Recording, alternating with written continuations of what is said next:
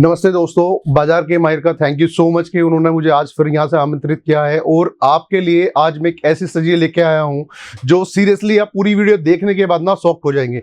Shock मतलब कि आपने आज तक देखा होगा कि बिल्कुल आईपीओ की स्ट्रेटजी ऐसी है कि आईपीओ आने के बाद कि हम लोग उसको ट्रेड कैसे करें। टेक्निकल एनालिस्ट आप चार्ट बने हुए पे काफी अच्छे से कर लेते होंगे, काफी अच्छे से देखी होगी कि आपने काफी लंबे रेजिस्टेंस सपोर्ट देखे होंगे मार्केट में।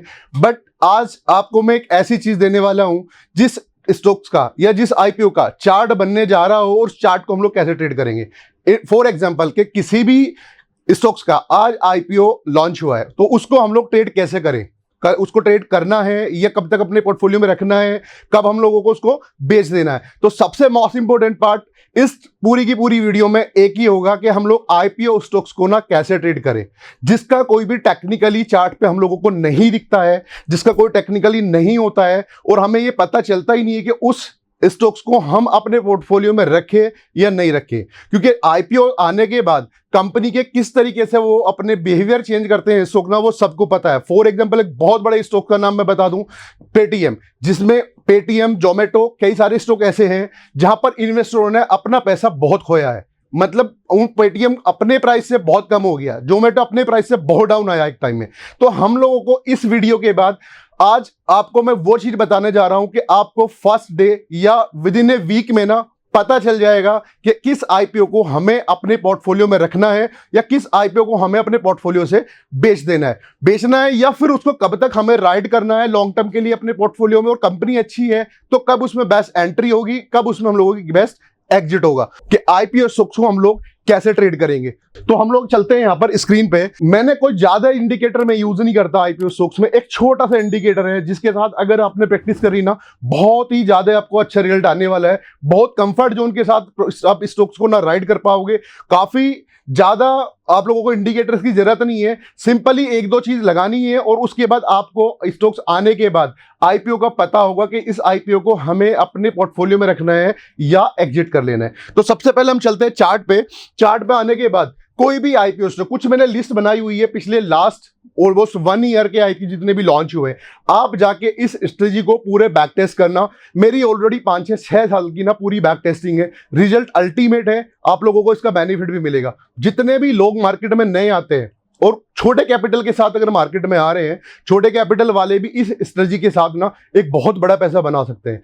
फॉर एग्जांपल अगर सिर्फ उनको स्विंग ट्रेड में या शॉर्ट टर्म के लिए इन्वेस्टमेंट में उनका फोकस है तो ये ऑप्शन स्ट्रेटजी नहीं है, सिर्फ एक आईपीओ स्टॉक्स की स्ट्रेटजी लेके जा रहा हूं जिसमें पहले दिन के बाद ही आपको पता होगा कि कैसे स्टॉक को हम लोगों को अपने पोर्टफोलियो में रखना है और कैसे एंट्री लेनी है, अगेन कब हम लोगों को इस स्टॉक का एग्जिट कर लेना है। तो आइए चलते हैं हम लोग स्क्रीन पे और स्क्रीन पे कुछ समझने की कोशिश करते हैं। बहुत सिंपल सी एक चीज है, मैं यूज करता हूं उसके लिए एंकर्ड वीवेब। मतलब बहुत सारे लोग इस एंकर्ड वीवेब को मोस्टली बड़े बड़े इन्वेस्टर्स और मोस्टली बड़े बड़े एफआईडीआईज, ऑलमोस्ट एक इंडिकेटर ऐसा एंकर्ड वीवेब जिस पे अपनी बाइंग बनाते हैं। कभी भी प्राइस एंकर्ड वीवेब पाते हैं आप जाके वहां पर देखना कि उसमें ना बड़े बड़े पोर्टफोलियोज हमेशा वहीं बनते हैं। बड़े बड़े पैसे वाले, जितने भी बड़ा पैसे वाला होगा हमेशा एंकर्ड वीवेब पे ही अपनी बाइंग बनाएगा। तो उसको यूज कैसे करना है आईपीओ स्टॉक्स में, आज हम स्क्रीन पे चलते हैं, स्क्रीन पे देखते हैं। तो सबसे पहले हम चलेंगे स्क्रीन पे कि एंकर्ड वीवेब को लगाना कैसे है। एंकर्ड वीवेब एक इंडिकेटर आपको मिल जाएगा, बहुत सारे ब्रोकर्स में इंडिकेटर नहीं है। मैं ये एक जरोदा का जो ब्रोकर है मेरा जरोदा है, उसमें एंकर्ड वीवेब ऑलमोस्ट है और बहुत सारे ब्रोकर्स में आपको नहीं मिलेगा। बट अगर नहीं मिलता तो आपको ये वाला इंडिकेटर ना ट्रेडिंग व्यू में भी जाके मिल जाएगा, वहां से आप देखते हैं। तो हम जाते हैं सबसे पहले इसको यूज कैसे करना है। इस इंडिकेटर का नाम है वॉल्यूम वेटेज एवरेज प्राइस, मतलब एंकर्ड वीवेब, जिसमें आपको वॉल्यूम भी है, एवरेज भी है और इसके अंदर आपको 2-3 चीजें देखने को मिल जाएगी। जैसे ही प्राइस बॉर्न होता है, मतलब अगर किसी भी स्टॉक्स का आईपीओ आज आया है, आज आईपीओ आने के बाद में उसका पहला कैंडल जो बनता है, ये एंकर्ड वीवेब के बिहाफ पे हम लोग चेक करेंगे कि इस स्टॉक्स को हमें अपने पोर्टफोलियो में रखना है या एग्जैक्टली हमें यहां से एग्जिट कर लेना है। तो हम लोग देखेंगे कि एंकर्ड वीवेब को कैसे यूज करते हैं हम लोग किसी भी स्टॉक्स में, और लगाएंगे एंकर्ड वीवेब का सेटिंग। इस एंकर्ड वीवेब में कोई आपको चेंज नहीं करनी है, सिर्फ इसको लगाने का तरीका थोड़ा सा अलग है। नॉर्मली जो सेटिंग होगी नॉर्मल सेटिंग रखनी है, कोई सेटिंग इसमें चेंज नहीं करनी है हमने ना। और एंकर्ड वीवेब को हम लोग जब इसको यूज करते हैं, यूज करने की बस इसकी स्ट्रेटजी यही है कि किसी भी एक स्टॉक पे आप जाओ, जिस स्टॉक का एटलीस्ट बॉन्ड प्राइस हुआ हो, एटलीस्ट आज ही स्टॉक्स आया हो। तो मैं एक स्टॉक का अभी आज देख लूं कि ओला इलेक्ट्रिक का ना अभी आईपीओ रिसेंटली में लॉन्च हुआ है। ओला इलेक्ट्रिकल पर हम चलेंगे कि ओला का जो आईपीओ लॉन्च हुआ उसमें इसको यूज कैसे करना है एंकर व्यू ऐप को।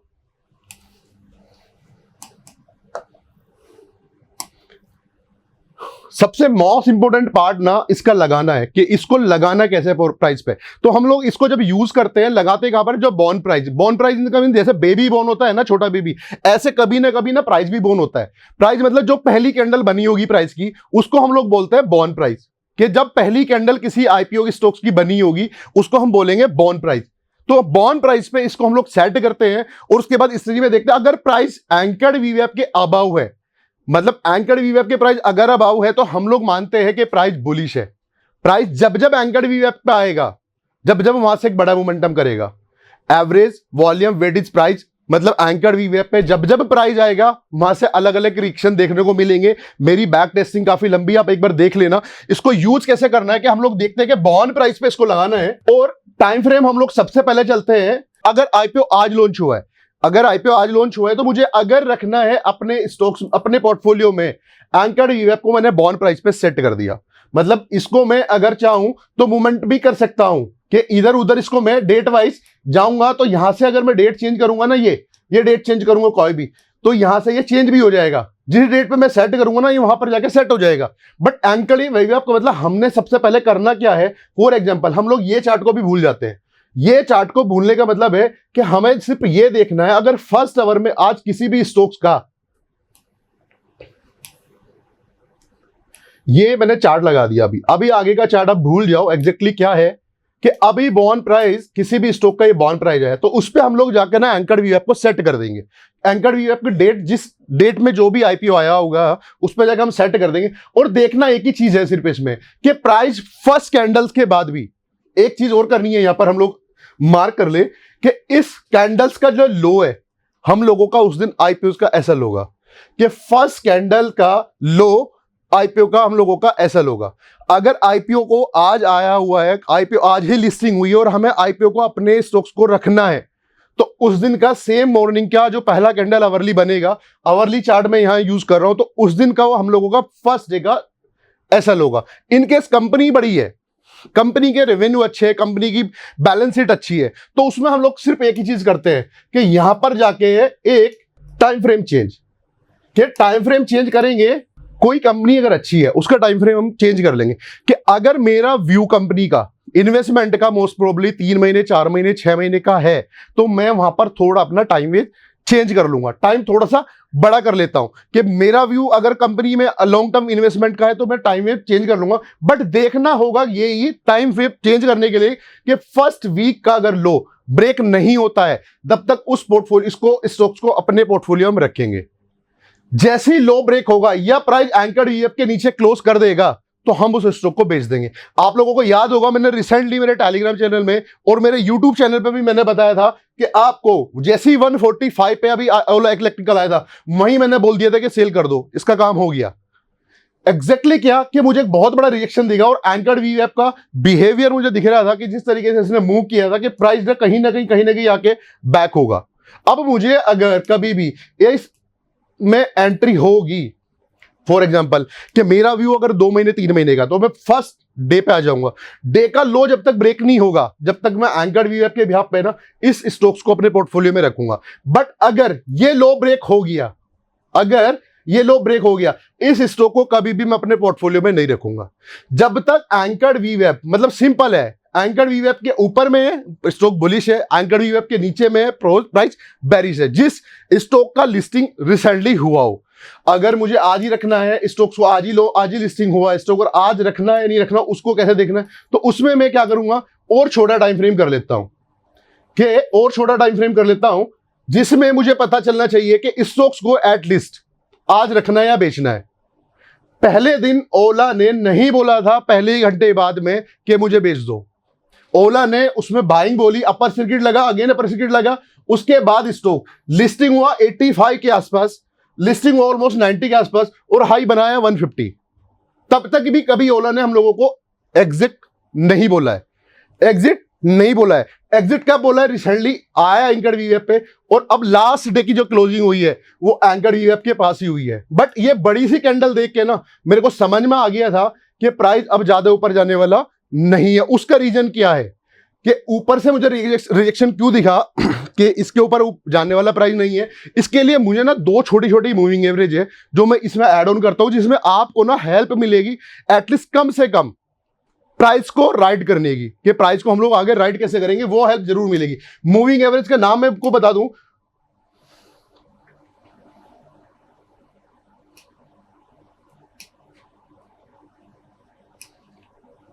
ये दो मूविंग, एक मूविंग एवरेज को हम यूज करेंगे 5 मूविंग एवरेज का यूज करेंगे 5 मूविंग एवरेज 5 SMA का। इसको सिर्फ इसमें एक सेटिंग चेंज करनी है, 5 SMA हाई क्लोज की जगह कर लेना है, कलर कोई भी आप रख सकते हो अपने अकॉर्डिंग। ये हो गया 5 SMA हाई। दूसरा सिंपल एक और यूज करना है, मूविंग एवरेज 50 की जगह हमें कर लेना है इसमें 5, और इसमें यूज करना है हम लोगों को लो। इसका कोई भी कलर अपने हिसाब से आप चेंज कर सकते हो। ये आ गया। ये दोनों मूविंग एवरेज ऐसे हैं, अब आपको क्लियरली समझ में आ रहा होगा। प्राइस अगर एंकर्ड वीवेप के अबाव में है, बट कुछ ऐसा हम लोगों के पास होना चाहिए जो हम लोगों को कम से कम प्राइस बोल दे कि मुझे आप सेल कर दो, मेरे में अब स्ट्रेंथ नहीं रही है। क्योंकि रिसेंटली में आज तक आपने देखा होगा टेक्निकल सिर्फ वही देखे होंगे जहां पर बहुत बड़े लंबे टाइम से चार्ट बना होगा। आज तक आपने ये कभी नहीं देखा होगा जो रिसेंटली में चार्ट बना है उसको ट्रेड कैसे करना है। आज के बाद आप लोगों का नजरिया आईपीओ स्टॉक्स को देखने का ना बदल जाएगा। आज के बाद जब आप कभी इस आईपीओ स्टॉक्स को देखोगे ना तो उसका नजरिया आपको बदल जाएगा कि स्टॉक को रखना है या हम लोगों को बेच देना है। रीजन ऑफ कि एक एंकर्ड वीवेप और 5 SMA में मूविंग एवरेज हाई और लो आप लोगों को सपोर्ट करेगा राइड करने में। एंकर्ड वीवेप आप लोगों को सपोर्ट करेगा प्राइस को बुलिश और बेरिश बताने में, कि प्राइस बुलिश है एंकर्ड वीवेप सपोर्ट करेगा, प्राइस बेरिश है और या सेल करने का टाइम आ गया वो हम लोगों को सपोर्ट करेगा मूविंग एवरेज हाई और लो।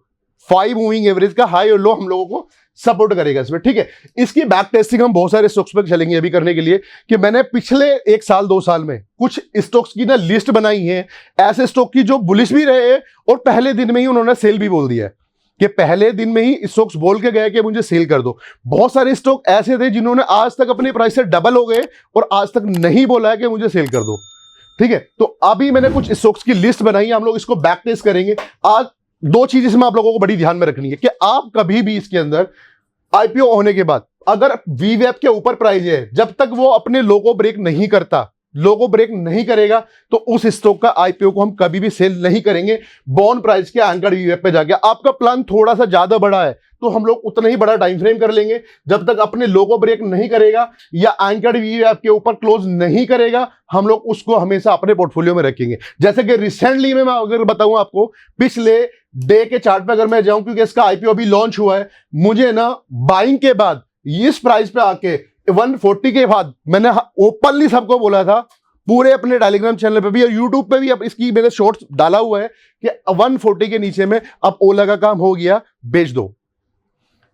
और आज प्राइस 117 एग्जैक्टली 140 पे उसने सेल बोला और आज जो प्राइस है 117 है। ऑलमोस्ट मेरे हिसाब से अभी आने के लिए कि लो तक प्राइस फिर आएगा, ऑलमोस्ट 100 के बिलो आपको ओला आना चाहिए एज ए टेक्निकली। तो कुछ बैक टेस्टिंग है मेरी जो पिछले 1-2 साल में हम लोगों ने बैक टेस्ट किया है इस पे, तो कुछ स्टॉक्स पे चलेंगे बैक टेस्ट करने के लिए कि क्या रिजल्ट रहा है हम लोगों का पास्ट में, कि जब जब हम लोगों ने कभी भी ओला आईपीओ स्टॉक्स को ट्रेड किया तो उनका रिजल्ट क्या रहा है। जिसमें फॉर एग्जांपल सबसे बड़ा हाइप बना था एक स्टॉक्स का, बहुत बड़ी कंपनी है, बहुत सारे लोगों को मिला भी था और बहुत सारे लोगों का पैसा उसमें डूबा भी है। एक कंपनी का नाम था पेटीएम।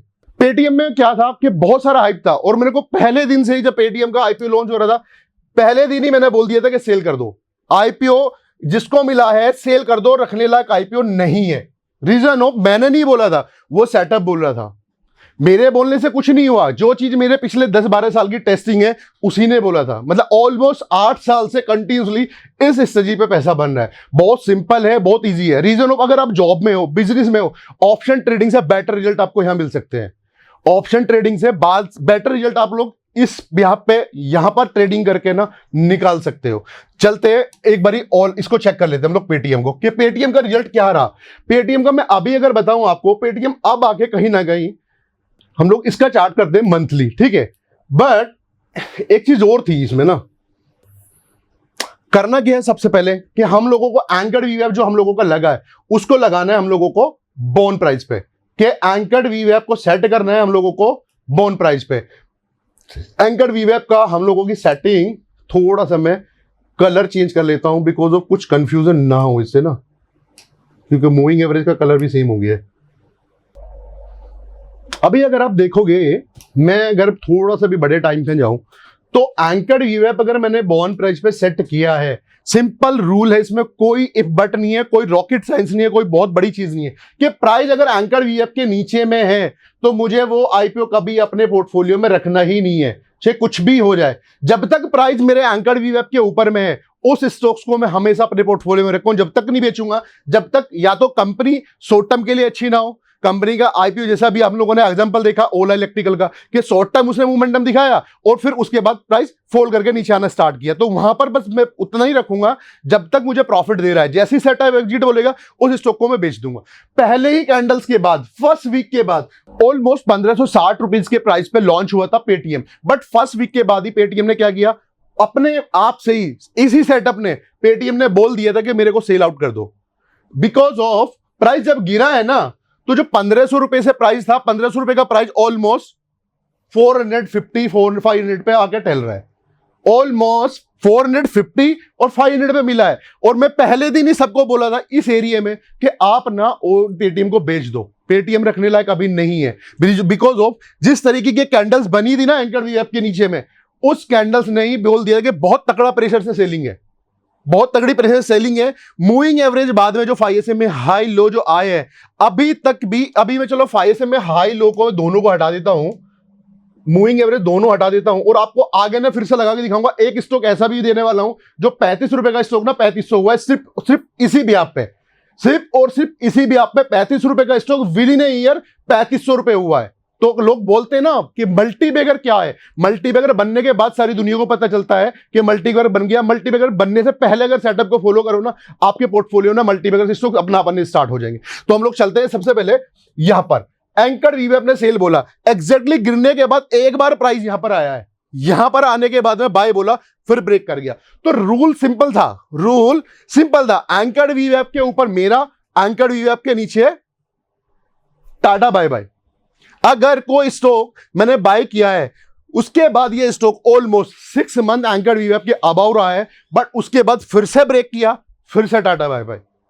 जब तक प्राइस एंकर्ड वीवैप के अबाव है तो अपन बाय करेंगे, जैसे ही प्राइस एंकर्ड वीवैप के नीचे है अपन करेंगे टाटा बाय बाय। एक कंपनी का एग्जांपल और लेते हैं हम लोग, तो हम लोग एग्जांपल के लिए फिर से चलते हैं। एक स्टॉक को मैं देख रहा हूं जोमेटो, जिसका आईपीओ का बड़ा हाई बना, और आईपीओ हाई बनने के बाद में क्या उसका रिजल्ट रहा है, क्या हम लोगों के सेटअप ने उसको एग्जिट बोला था या नहीं बोला था। तो उसके लिए ना उसके बिहाफ पे हम लोग चलते हैं चार्ट पे, कि जैसे ही जोमेटो आईपीओ लॉन्च हुआ, first week, second week, third week, anchored वीवैप को मैं सेट करता हूं कहां पर, बोन प्राइस। सबसे मोस्ट इंपॉर्टेंट अगर इसमें है ना, कब सिर्फ और सिर्फ इसको सेट करना है, एंकर्ड वीवैप को सेट करना है बॉन प्राइस पे। बॉन प्राइस फिर से रिपीट कर रहा हूं, बॉन प्राइस नवी जैसे बेबी बोन होता है ना, ऐसे ही ना हर एक चार्ट का, हर एक स्टॉक का ना प्राइस भी बोन होता है। जैसी उसकी लिस्टिंग होगी ना वो बोन होगा। तो ये सबसे मोस्ट इंपॉर्टेंट पार्ट हम लोगों का है कि एंकर्ड वीवैप हमें सेट करना है बॉन प्राइस पे। बॉन प्राइस मतलब सबसे पहली कैंडल जो बनी होगी, हम लोगों का बड़ा व्यू है, फिर से रिपीट कर रहा हूं, देख लेना, बड़ा व्यू है तो बड़ा टाइम फ्रेम, छोटा व्यू है तो छोटा टाइम फ्रेम। अगर हम लोगों का किसी कंपनी में बड़ा व्यू है कि हम लोगों को लॉन्ग टर्म इस स्टॉक को रखना है, तो उतने ही बड़े टाइम फ्रेम को हम फॉलो करेंगे। उस स्टॉक को जब तक रखेंगे अपने लो को ब्रेक नहीं करेगा। लो जैसे ही ब्रेक हुआ, लो ब्रेक के बाद स्टॉक को नहीं रखना है, कितनी भी अच्छी कंपनी क्यों ना हो। आपको सारे एडवाइजर बाय बोल रहे हो, जब तक एंकर्ड वीवैप के अगर फर्स्ट कैंडल्स का लो ब्रेक हो जाए, एंकर्ड वीवैप के प्राइस नीचे आ जाए, बैक टेस्ट कर लेना। ऑलमोस्ट आपको 100 में से है ना, जितने भी आईपीओ आए होंगे 99 स्टॉक ऐसे होंगे मेरे बैक टेस्टिंग है जो फेल हो गए होंगे, जो फेल हुए होंगे। एग्जैक्टली दूसरा, बाइंग कब करनी है, ये बहुत इंपॉर्टेंट पार्ट है कि अगर जोमेटो आया, उसने बाइंग कब दी, कब बोला बाइंग करने के लिए। तो स्टॉक ऐसा नहीं है। जब हम लोग रिटेलर्स का प्रॉब्लम क्या है कि हमें ना बड़े पैसे वाले ना ट्रैप करते हैं। अच्छी कंपनीज को आईपीओ आते हैं, हम लोग रखते हैं अपने पोर्टफोलियो में, और साल 2 साल के लिए हम लोगों का पैसा आईपीओ में, स्टॉक्स में फंसा, और जब हम उस आईपीओ स्टॉक्स के परेशान हो गए या हम लोगों का पेशेंस जवाब दे गया, तब हम लोग ना उसको बेच देते हैं, और जैसे ही हम बेचते हैं वैसे स्टॉक्स का मोमेंटम चालू होता है। आप लोगों को बहुत अच्छे से याद होगा, मैंने ओपनली अपने यूट्यूब चैनल पे बोला भी था कि अब जोमेटो ना सबको टोमेटो खिलाएगा। कि जोमेटो सबको टोमेटो खिलाएगा, बिकॉज ऑफ 75 रुपीज से यूट्यूब पे भी बोल रहा हूं, इंस्टाग्राम पे भी बोल रहा हूं कि जोमेटो का टाइम अब ना टोमेटो बनाने का आ गया है। तो एग्जैक्टली जहां से हम लोगों ने बाय किया है, अगेन बाय के बाद आज प्राइस 250 है। रिजल्ट क्या हुआ कि रिटेलर्स के साथ गेम किया है बड़े पैसे वाले ने। यहां पर रिटेलर्स ने क्या किया, कुछ टाइम तक फंसा के रखा हम रिटेलर्स को, उसके बाद एक डिप दिया, डिप देने के बाद बाहर कराया और बाइंग एग्जैक्टली जहां होनी थी उसने अपनी बाइंग बनाई और प्राइस को वहां से डबल कर दिया। ऑलमोस्ट 75 रुपीज का स्टॉक आज 250 है, 250 हो गया। बट रीजन वही है, इसमें दो ही चीज आपको देखनी है, इसके ऊपर स्टॉक है बाइंग करनी है, इसके नीचे स्टॉक है बाइंग नहीं करनी है, चाहे कितनी भी अच्छी कंपनी क्यों ना हो। सेटअप को यूज करना है बॉन्ड प्राइस पे, सेटअप यूज करना है बॉन्ड प्राइस में। मैं बार बार बोल रहा हूं कि अगर ये कहीं भी आपने उल्टा सीधा लगा दिया ना, इस स्टॉक्स में आपको फिर प्रॉब्लम आने वाली है। तो बॉन्ड प्राइस पे लगाना है, इसके ऊपर है तो मेरा है, इसके ऊपर है तो टाटा बाय बाय। कितनी रिलायंस का भी स्टॉक हो ना, खरीदना नहीं इसके नीचे हो, बैक टेस्टिंग कर लेना, दिखा दूंगा बैक टेस्टिंग भी। रिलायंस का स्टॉक्स भी मैंने इसके नीचे आते हुए ना गिरता देखा है। जियो फाइनेंस का अभी रिसेंटली में पिछले साल ना आईपीओ लॉन्च हुआ था, उसको भी मैं देख दूंगा। कंपनी चाहे कितनी भी अच्छी हो, आपको अपने सेटअप पे ना पूरा फोकस होना चाहिए, सेटअप पे ही बिलीव करना है, क्योंकि हम छोटे पैसे वालों को ना बड़े पैसे वाले हमेशा ट्रैप करेंगे। एक दो स्टॉक्स का मैं बैक टेस्ट और करके दिखा दूंगा आप लोगों को कि कैसे करना है। चलो, मैं अभी आपके साथ बात कर रहा था जियो फाइनेंस की, ठीक है, सबसे पहले उसी को करते हैं। जियो फाइनेंस एग्जैक्टली हुआ क्या, कंपनी मेरे हिसाब से रिलायंस को तो कोई खराब बता नहीं सकता। कंपनी रिलायंस को से अच्छी कंपनी तो इंडिया में ट्रस्टेबल कोई नहीं कह सकता कि अच्छी कंपनी नहीं होगी। बट फाइनली रिजल्ट एक ही चीज देगी, रिजल्ट देगा आपका सेटअप। क्या हुआ, जैसे ही रिटेलर ने हम लोगों को बाहर किया, बाहर करते के साथ ही कंपनी, और हम लोगों का छोटा शॉर्ट टर्म में कर दूं इसमें, तो अगर मैं छोटा सा भी शॉर्ट टर्म कर दूं तो होगा क्या कि आपको सेटअप एग्जैक्टली बाय भी बोलेगा और एग्जैक्टली एग्जिट भी बोलेगा। पहली कैंडल का लो ब्रेक हुआ, एंकर्ड वीवर के प्राइस नीचे आया, नीचे आने के बाद में प्राइस जैसे ही ऊपर सस्टेन हुआ है, हम लोगों को ऐसे एरिया में एक ही चीज करनी है सिर्फ, कि यूज कैसे करना है, कि सिंपल, इसके नीचे जो है ना, ये कभी भी आ जाए, इसके नीचे का मेरा एसएल रहता है हमेशा, इस फर्स्ट कैंडल के नीचे मेरा एसएल, इसके नीचे मैं कभी प्राइस को अपने पोर्टफोलियो में नहीं रखूंगा, और जब तक इसके ऊपर प्राइस है वो एग्जैक्टली प्राइस को फिर राइट करूंगा। राइट करने के लिए मैंने आप लोगों के साथ अभी जो शेयर किया है रिसेंटली में, अभी आप लोगों को बताया था कि इसको राइट कैसे करना है। राइट करने के लिए सबसे मोस्ट इंपोर्टेंट वही है कि दो मूविंग एवरेज जो मैंने यूज किए थे, कि 50 की जगह मैं कर लूंगा 5, ठीक है, इसको कर लूंगा मैं हाई पे और डन। मूविंग एवरेज आपको प्राइस को मूव करना, मतलब प्राइस को राइट करना ना, मूविंग एवरेज बताएगा। एंकर्ड वी वेब आपको हमेशा ना प्राइस को बुलिश और बेरिश दिखाएगा, कि इसके साथ ये हो गया। और अगर आप छोटे से भी, मतलब थोड़े शॉर्ट टर्म के लिए आपने इन्वेस्ट किया है ना, 5 SMA हाई के ऊपर ना राइट करो। जैसे ही 5 SMA हाई के नीचे क्लोज हो जाए प्राइस, क्लोज होने के बाद में ना एग्जैक्टली क्लोज कहां हुआ वीकली पे, क्लोज इस एरिया में आके हुआ है प्राइस, या यहां पर आके हुआ है, यहां एग्जिट बोला है ऑलमोस्ट 350 पे, या फिर आ जाके प्राइस ने 400 के आसपास में एग्जिट बोल दिया है, ठीक है। इसके साथ एक मूविंग एवरेज और यूज कर सकते हैं। कंपनी अगर अच्छी है और आपको थोड़ा सा लगता है कि मुझे रखना चाहिए, कि उसको और कैसे मुझे राइट करूं, प्राइस हमेशा दो काम करता है, या तो प्राइस वाइज करेक्शन करेगा या टाइम वाइज करेक्शन करेगा। तो टाइम वाइज करेक्शन अगर आया है तो उसमें हम लोग कैसे उस स्टॉक्स को रखिए आगे भी। अगर प्राइस वाइज करेक्शन आ गया तो आपको रखना ही नहीं है, क्योंकि जो प्राइस बढ़ा है ना, वो कितना गिर सकता है वो किसी को भी नहीं पता। तो प्राइस वाइज करेक्शन पर आप एक बार बेच के निकलो। टाइम वाइज करेक्शन अगर प्राइस में आया है तो उस टाइम वाइज करेक्शन को हम लोग रखेंगे कैसे, वो इंपॉर्टेंट है। तो इसके लिए फिर से हम एक moving average, same moving average हम लोगों ने यूज किया था अभी, 5 SMA हाई, इस 50 की जगह अपन करेंगे 5, और 5 के बाद कर देंगे इसको सिंपल लो, और इसका कलर चेंज कर देंगे अपने अकॉर्डिंग, कोई भी कलर आप रख सकते हो, ये डन। के सिंपल है कि अगर 5 SMA हाई लो के बीच में भी प्राइस है ना, इट मींस कि प्राइस कहीं ना कहीं अभी भी टाइम वाइज करेक्शन में। पर अगर 5 SMA लो के नीचे भी क्लोज कर गया प्राइस, तो फिर टाइम वाइज करेक्शन नहीं आया है प्राइस में, फिर आता है प्राइस में प्राइस वाइज करेक्शन। अगर नीचे क्लोज कर दिया प्राइस ने किसी भी स्टॉक से, तो फिर आता है प्राइस वाइज करेक्शन। दोनों के बीच में अगर कभी भी प्राइस चल रहा है, उसको हम बोलते हैं टाइम वाइज करेक्शन। तो यहां से अगेन एंट्री बनती है।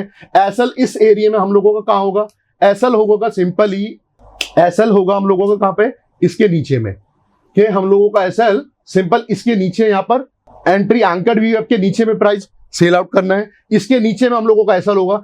एंकर्ड वीएफ के ऊपर प्राइस अगर आ जाए और 5 SMA हाई के ऊपर क्लोज कर जाए तो वो प्राइस बुलिश होगा। राइट कब तक करेंगे, जब तक प्राइस 5 SMA हाई के साथ साथ में जा रहा है, 5 SMA के साथ साथ में प्राइस है। ये राइड करने में आपको बहुत बहुत ज्यादा हेल्प करने वाला है। तो एक दो स्टॉक्स का एग्जांपल मैं और दे दूं आप लोगों को, फिर खत्म करते हैं इस वीडियो को यहीं पर ही, कि एक स्टॉक्स अभी आया था पॉलिसी बाजार, ये स्टॉक्स भी मेरे हिसाब से भी 2021 में ही, 21 या 22 में इसका आईपीओ आया है। तो इसमें क्या हुआ, फर्स्ट टाइम क्या इस एरिया में अगर आप जाओगे, एंकर्ड वीवीएफ अगर मैंने बॉन्ड प्राइस पर रखा है, ये वाले एरिया में यहां पर एंकर्ड वीवीएफ अगर मैंने बॉन्ड प्राइस पर रखा है, तो मुझे पहली कैंडल के बाद, पहले वीक के बाद ही इस स्टॉक के आईपीओ ने रिसेंटली में बोल दिया था कि भाई मुझे बेच दो, मेरे साथ तो बहुत बड़ा कुछ कांड होने वाला है। इस स्टॉक के फर्स्ट वीक के बाद ही स्टॉक ने हमें बोल दिया था कि यार मेरे साथ तो कुछ बड़ा होने वाला है, अब इसे को ना सेल आउट करना बनता है। बिकॉज ऑफ फर्स्ट वीक के बाद ही स्टॉक का लो ब्रेक हो गया। जैसी लो ब्रेक हुआ, प्राइस एंकर्ड वीवीएफ के नीचे और 5 SMA हाई के नीचे, ये स्टॉक को कभी अपने पोर्टफोलियो में रखना ही नहीं है।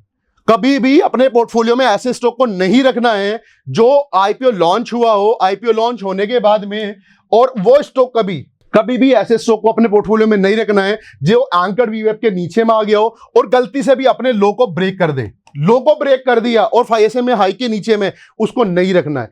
इसमें री एंट्री कहां बनती है, फिर से चलते कि अगर स्टॉक अच्छा है, रिटेलर ने सिर्फ हमें फंसाया है, अपनी एंट्री कब बनाएगा वो हम लोगों को बहुत इंपॉर्टेंट है पता होना। तो इस स्टॉक में फिर से आप लोगों को पता चला होगा एंट्री कहां बनी है।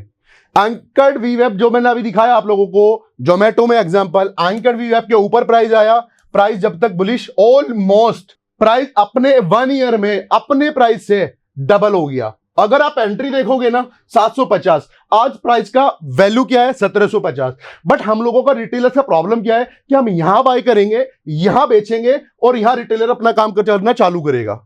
जब हम लोगों का पेशेंस जवाब दे देगा ना, तब हम लोग उस स्टॉक से बाहर हो जाएंगे। बाहर होने के बाद में फिर एग्जैक्टली कहानी स्टार्ट होती है, क्योंकि हमें आईपीओ मिला था, हमारा पेशेंस यहां पर 2 साल में टूट गया, हम लोगों ने फिर बेच दिया कि यार ये कुछ करने वाला नहीं है। उसके बाद कहानी स्टार्ट हुई है इस स्टॉक्स की, जो कि विद इन 6-8 मंथ में ना हम लोग अपने प्राइस से डबल हो गया। तो एग्जैक्टली हम लोगों को यही मोमेंटम कैप्चर करना है। राइट टाइम एंट्री और right time exit is the most important part of your trading. कि right time entry, right time exit is the most important part of your trading और investing, दोनों में ही मैं बता रहा हूं।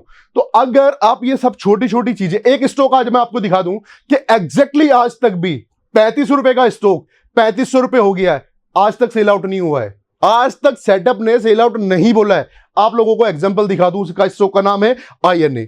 तो एग्जाम्पल तो मैं आप लोगों को बहुत दे दूं।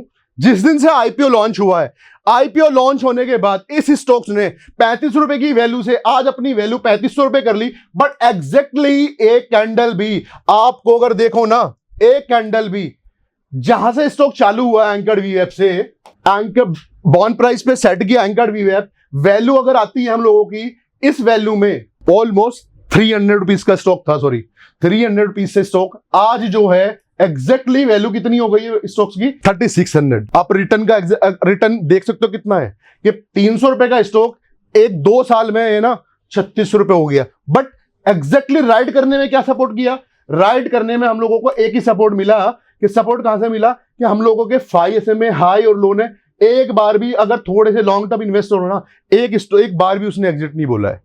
कि हम लोगों को सिर्फ राइड करने में ये हेल्प करेगा। ये कैंडल जो होगी, टेक्निकली चार्ट बनने के बाद सारा चीजें पढ़ाना बताना बहुत आसान है। जिस स्टॉक्स का चार्ट बन रहा होगा ना, उस स्टॉक्स को समझना बड़ा मुश्किल होगा। तो उस स्टॉक को आज के बाद आप anchored VVF 5 SMA high low के साथ चलोगे राइड करने के लिए। एक स्टॉक और मैं आप लोगों को बता दूं जो अभी रिसेंटली मेरे पोर्टफोलियो में भी है और पिछले 6 महीने में ना मैंने डबल कर लिया है। रिसेंटली में ही मैंने उस स्टॉक को अपने पोर्टफोलियो में ही डबल किया है। मेरा कोई स्टॉक का रिकमेंडेशन नहीं है, सिर्फ और सिर्फ ये वीडियो जो ना आपके एजुकेशनल पर्पज के लिए है और कोई ऐसा स्टॉक्स का रिकमेंडेशन नहीं है। बिकॉज ऑफ ये सारे स्टॉक ऐसे हैं जो पिछले काफी लंबे टाइम से मैं बहुत सारे स्टॉक्स को ट्रेड कर भी चुका हूं। मतलब इनमें से बहुत सारे स्टॉक ऐसे हैं जो मेरी वॉच लिस्ट में जिनको मैं ट्रेड कर चुका हूं। स्टॉक का नाम है, अभी चार्ट बन जाता है स्टॉक्स का, बताना पढ़ाना समझाना बहुत आसान होता है। चार्ट बनने के बाद एग्जैक्टली आप लोगों को समझ में ये आना चाहिए कि जिस स्टॉक का चार्ट बन रहा हो उस स्टॉक को कैसे राइड करना है। इस स्टॉक पे हम लोगों का देखा जाए ना 400 रुपीज पे ना इसका आईपीओ आया और आज एग्जैक्टली 900 रुपीज ना इसका हाई बना है। रिसेंटली लास्ट वीक में ये स्टॉक थोड़ा सा फॉल किया है, बट फॉल करने के बाद भी आज भी मेरे 5 SMA लो जो मैं यूज करता हूँ प्राइस को ना राइड करने के लिए, उससे एग्जिट नहीं हुआ है प्राइस। अगर मैं देखूं इस चीज को कि एंकर वीवेब के ऊपर में लो ब्रेक करके कोई कैंडल क्लोज नहीं हुई है और 5 SMA हाई के साथ राइड करना है, 5 SMA लो के साथ राइड करना है। एग्जैक्टली राइड करने में अभी तक भी उसने 5 SMA लो ने ना मुझे कहीं भी एक बार भी एग्जिट नहीं बोला। मैं अगर थोड़ा सा शॉर्ट टर्म ट्रेडर हूं या फिर थोड़ा सा कम टाइम के लिए मैंने रखा है तो मैं 5 SMA हाई के नीचे क्लोज होगा तो मैं एक बार एग्जिट कर लेता हूं। बट ऐसे स्टॉक में जिसमें मोमेंटम आया ना, अब अगर जब तक ये स्टॉक 5 SMA लो के नीचे क्लोज नहीं होगा मैं इसमें से एग्जिट नहीं करूं, बिकॉज मेरा 50% आने के बाद मैंने अपना पैसा डबल किया, डबल करने के बाद 50% क्वांटिटी एग्जिट की और 50% क्वांटिटी अपने बच्चों के लिए छोड़ दी। सबसे मोस्ट इंपॉर्टेंट पार्ट है कि अगर आपने किसी स्टॉक को डबल कर लिया 50% प्रॉफिट बुक करो, 50% छोड़ दो या फिर 20% छोड़ दो आगे के लिए, फ्यूचर के लिए। कभी भी जिस स्टॉक में वैल्यू अगर 500 से अगर आईपीओ लॉन्च हुआ है, 500 से कोई भी स्टॉक 900 हुआ है ना, तो 900 से वो स्टॉक 2000 भी हो सकता है। प्राइस की हमेशा एक ही चीज देखी गई है, एक बार अगर अपनी वैल्यू डबल करता है ना तो वहां से एक बार फिर से अपनी वैल्यू को डबल करेगा। आप ये चीज बैक टेस्ट कर लेना कि अगर कोई भी प्राइस अपने प्राइस से डबल हुआ है ना, फॉर एग्जांपल हम लोग देख रहे थे जोमेटो को, अभी जोमेटो में अगर हमने देखा ना 60 रुपए से 120 हुआ है तो 120 रुपए से ना वो स्टॉक 260 भी हुआ है, 120 रुपए से वो स्टॉक 260 भी हुआ है। तो प्राइस का हमेशा यही बिहेवियर देखा गया है कि एक बार जो डबल हुआ है वो उस वैल्यू से भी डबल हुआ है। तो मेरा यही है कि मैंने प्रॉफिट बुक करना है, 80% प्रॉफिट बुक करो, 20% को अपने पोर्टफोलियो में रखो। कोई यूजर नहीं, मेरा आपको डिस्क्रिप्शन में मिल जाएगा, टाइटल में लिखा हुआ है। इससे रिलेटेड सारी वीडियोस ना मेरे यूट्यूब चैनल पे बहुत डीपली नॉलेज से वहां पे मैंने डाली हुई है। और थैंक यू सो मच यहाँ पर बाजार के माहिर के उन लोगों ने मुझे फिर से यहाँ पे इन्वाइट किया और आप लोगों को ये सारी इंफॉर्मेशन, ये सारी चीजें आप लोगों के साथ शेयर करने के लिए। तो thank you so much again. और ऐसी वीडियो देखने के लिए, इंफॉर्मेटिव वीडियो देखने के लिए आप ना बाजार के माहिर को ना एक बार सब्सक्राइब करिए। अगर आपके भी कोई फेवरेट ट्रेडर हैं जिन्हें आप बाजार के माहिर पर देखना चाहते हैं तो हमें कमेंट बॉक्स में ज़रूर बताएं, हम उन्हें इनवाइट करेंगे। और हाँ, अगर आप एक ट्रेडर हैं और अपनी जर्नी बाजार के माहिर पर शेयर करना चाहते हैं तो डिस्क्रिप्शन में दिए फॉर्म को ज़रूर भरें। ऐसे ही और वीडियोस देखने के लिए चैनल को सब्सक्राइब करें और बेल आइकॉन भी प्रेस कर दें।